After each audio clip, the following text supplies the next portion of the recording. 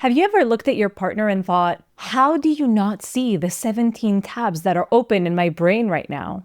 Research shows that moms are juggling roughly 71% of the mental load of the tasks at home, while dads systematically overestimate their contribution.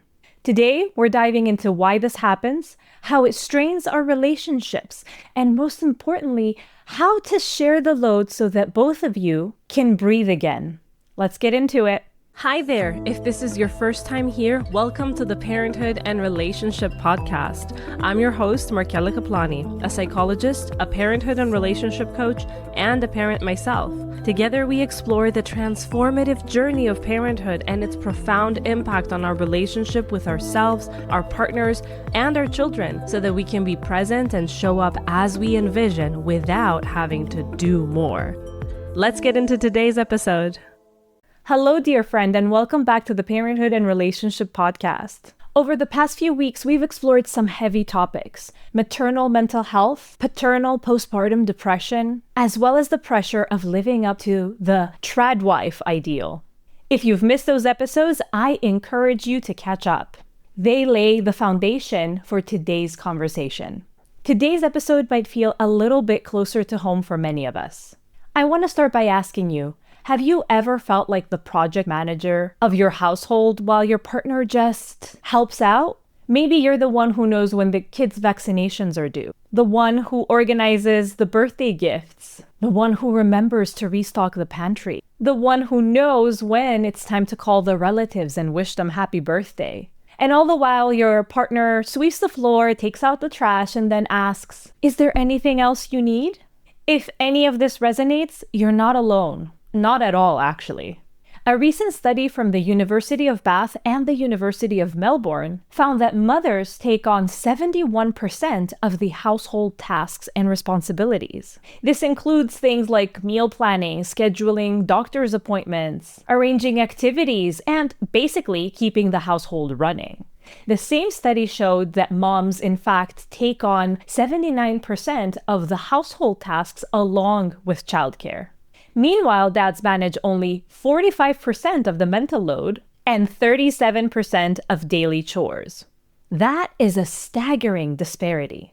Interestingly, the study also found that fathers tend to overestimate their contribution, believing that they share tasks more equally than their partners perceive. So in today's episode, we're going to unpack what mental load and emotional labor actually mean, why the division of these tasks seems to fall unfairly along gendered lines, and most importantly, how you can start to share this load in a way that honors both partners and benefits the entire family. We will do so by exploring practical frameworks like the fair play system. We will also reflect on the underlying cultural conditioning and end with steps that you can take this week to start bringing more balance in your relationship and in your home. So first, let's just quickly define the terms that we're talking about so that we make sure we're on the same page. Mental load refers to all the cognitive work that is required in order to run a household. So all of what I said before, keeping track of appointments, signing school permission slips, knowing which kid goes to which activity, knowing which snacks your child's friend with allergies can eat, and even planning date nights. And it's this unspoken, invisible work that keeps the household and the relationships going. Now, emotional labor is the effort involved in managing feelings, and that includes your own, your partner's, your children's. It is soothing a tantrum, mediating sibling rivalries, remembering to call your mother-in-law on her birthday, and ensuring that everyone feels heard. And then there's another thing that I want to make sure that we discuss. When we talk about fairness and equality, it's important to distinguish between these two. Fairness is about respecting each other's capacities, preferences, as well as schedules, and then dividing the load in a way that feels sustainable and balanced. Equality in the practical sense, where we just do 50-50, may not be practical when one partner, for instance, works longer hours and is away from the home. But fairness means that no one is left to handle it all alone, that no one is left with the mental load by default.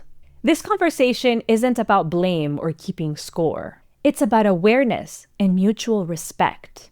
Many of us, regardless of gender, have internalized the belief that women are better at multitasking or naturally more nurturing, and that men are providers who just don't need to worry about these invisible tasks. Those narratives aren't true. They're just scripts we have inherited, and we can choose to write new ones. Now let's ground this in real life. I am going to share a couple of stories based on clients, names and details obviously altered for privacy. The first account is that of Jess and Nico. They have 2 children. Jess works part-time while managing the family schedule. She knows when their toddler needs immunizations, when the daycare invoices are due, and exactly which superhero backpack their son prefers this week.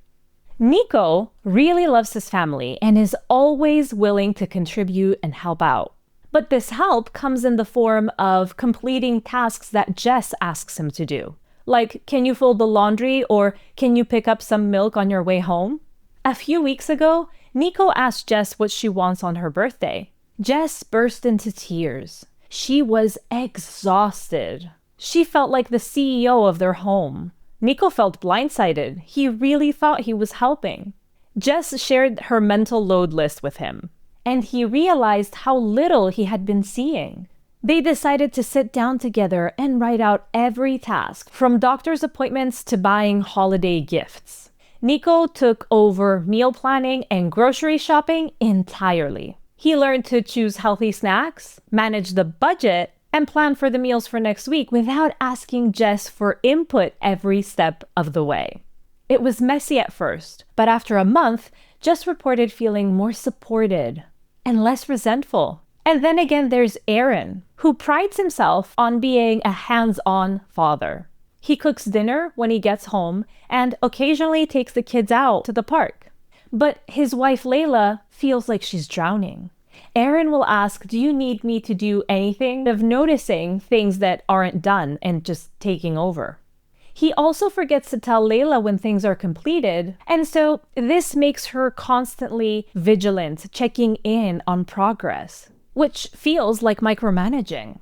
Layla still keeps track of everything, because while Aaron helps, she still needs to remind, she still needs to keep up.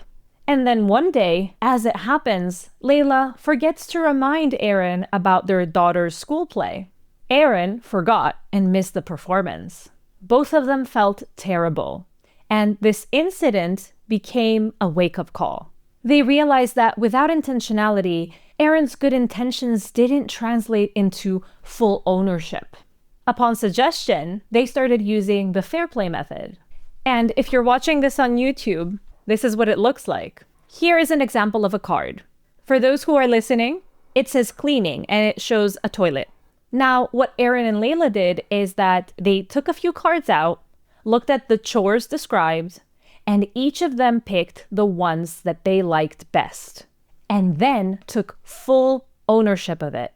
So in the case of Aaron and Layla, Aaron decided that he would take over bedtime routines and school communications. He now is the one that signs permission slips, checks the class newsletter, and communicates with teachers directly. Layla still handles things like medical appointments, but she has relinquished control on all others.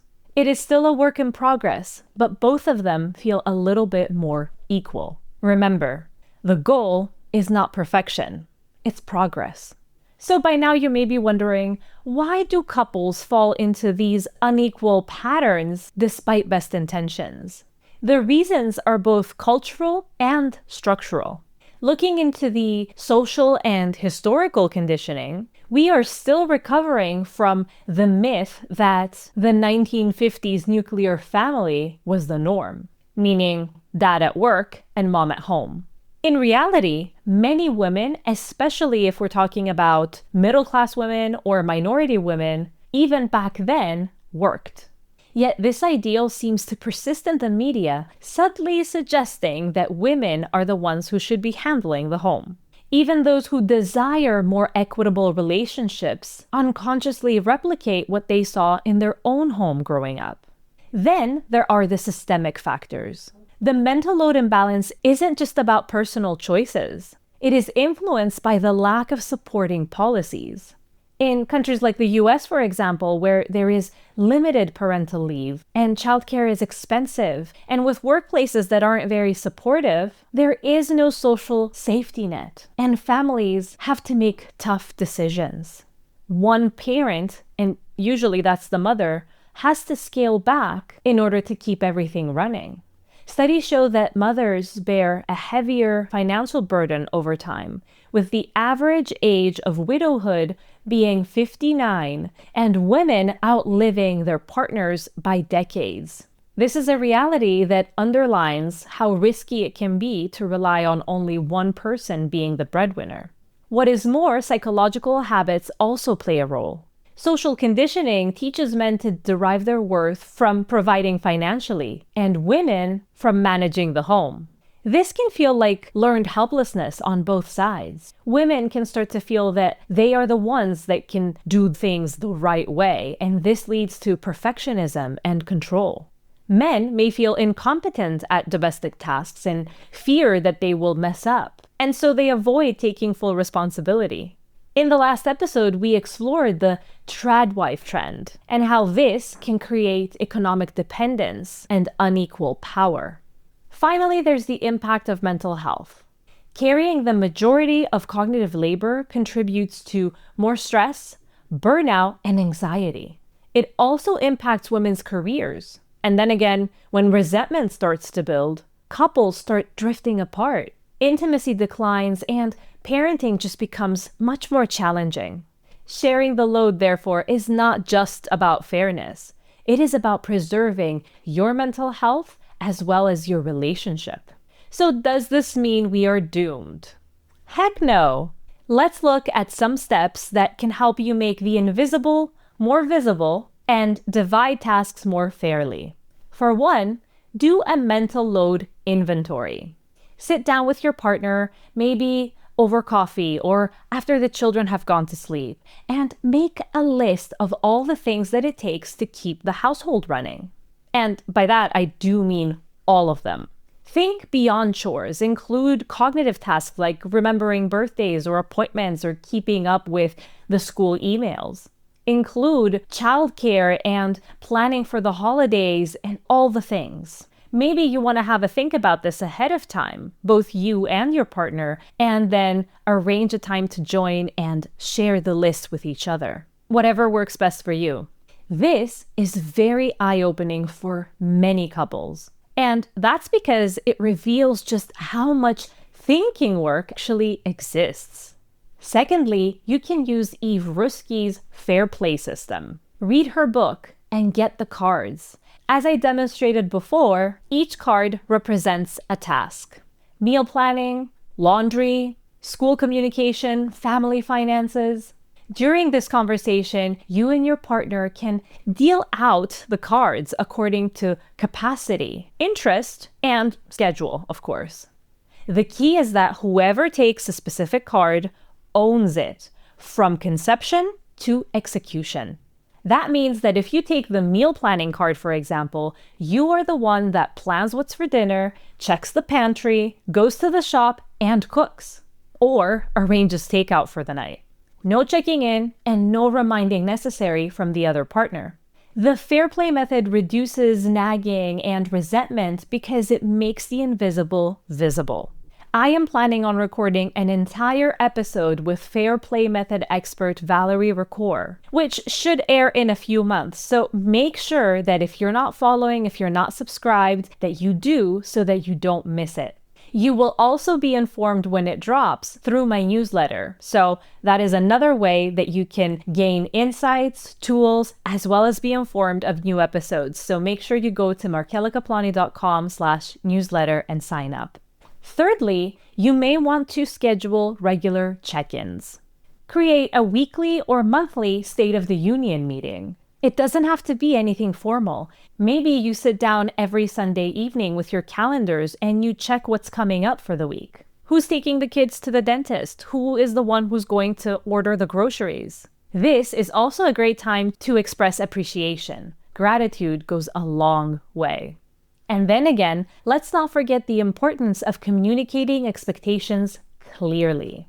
Be very transparent about what ownership means. It isn't enough to help with dinner if your partner is the one who has to decide what we're going to eat. Ownership means seeing the tasks through from beginning to end.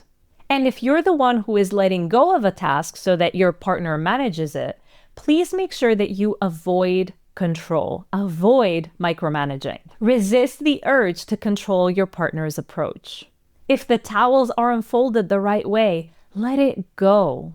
The goal is partnership, not our subjective perception of perfection.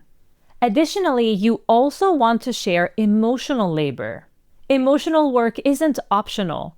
Both partners should be comforting the children, planning social engagements, or checking in with extended family. If you're the one that always arranges play dates or holidays, invite your partner to take on one of those tasks. Emotional labor is just as important as the physical chores. It may feel foreign at first, especially for partners who have been conditioned to not express their emotions, but it fosters empathy and teamwork. Another thing that can help, step 6, is the use of technology. Shared calendars, to-do apps, or even shared notes can help manage and track tasks much more transparently. I'm a big fan of simple solutions like having a Google Calendar that you share with your partner, and each of you can go in and add tasks and reminders. So don't overwhelm yourself with too many apps. Pick one that works and stick with it. Next, enlist your village. Fairness doesn't stop at the couple. Older kids can learn responsibility by packing their own lunches or sorting the laundry. Extended family or trusted friends can help with dropping off or pickups or dropping off food during busy seasons. Asking for help and support is not a sign of weakness or that you guys are bad parents. It's a sign of humanity because we humans thrive in community. Finally, if you found all of this helpful, it's important that you have something that helps you be reminded to keep it going. It's very easy to fall off the bandwagon and get back to previous habits. So stay connected to support. If you would like ongoing reminders and tools, sign up to the Sunday Reconnect, my weekly newsletter that gives you one insight, one exclusive tool, and one 3-minute reset so that you are reminded of just how important all of this is. It is an easy way to keep these conversations alive every week so that the day-to-day doesn't pull you away from the ultimate goal and into familiar patterns. Rebalancing the mental load isn't just about fairness. It's about well-being. When both partners share responsibility, resentment decreases and intimacy increases. You begin to see each other as teammates rather than as manager and employee. Studies show that couples who perceive fairness in household tasks and child rearing report higher relationship satisfaction and sexual intimacy. Equitable labor division also models healthy relationships for your children. When children see both parents cooking, cleaning, comforting, working, they internalize that these tasks aren't gendered. They grow up believing that partnership is about mutual respect, not traditional roles. Isn't that what you want for your children? A relationship where they feel held and respected? So I want you to take a step back and consider, am I modeling that? And of course, no less important than the previous points, redistributing the mental and cognitive load is also good for your health, psychologically and somatically. Carrying most of the mental and cognitive load has been documented to increase depression, anxiety, and burnout. When you free up mental space, you create room to rest, to dream, to nurture your relationships. And your partner benefits too. Taking on more household tasks and more emotional labor increases empathy, one's feelings of competence, and it brings them closer to the children. As we wrap up, I invite you to reflect. Which tasks drain you the most? Is there a load that you've been carrying silently for years? How might you try to invite your partner to take ownership of one or two tasks? What would you be willing to let go of so that you can make room for growth? Are you open to being uncomfortable? Change always involves a bit of awkwardness, but trust that you're building a more equitable and satisfying relationship in the process. If you found this episode helpful, consider sharing it with your partner, your friends, or anyone who's feeling overwhelmed by all the invisible tasks at home. Let this be a spark for a loving, honest conversation. Remember, you can explore more tools that I've got for you for free by visiting my website at markelakaplani.com/resources. Moreover, if you are feeling disconnected, there are ways that I can help you reconnect with your partner. Send me a DM at markela.kaplani on Instagram or email me at info@markelakaplani.com so that we can see how we can do this together. Check out my website, markelakaplani.com, where you can see all the ways in which I can support you through this. And if you haven't done so already, sign up to the Sunday Reconnect. Every week, I slip into your inbox with a gentle reminder to prioritize yourself and your relationship. And to do that, not just for you and your partner, but for your children. Next week, I'm very excited to welcome Jason Seaman on the podcast, where we talk about fatherhood and modern masculinity. We look into what it means to be a dad, how to cope with the change, as well as what fathers can do to support their wives, and how this is the most important thing they can do to benefit the children. I am thrilled to share this conversation with you. I am sure you're going to find it very valuable. Thank you for listening. Thank you for being brave enough to have these conversations. And thank you for being part of this community. Until next time, take care of yourself and of each other. I'll see you next Sunday. Bye-bye.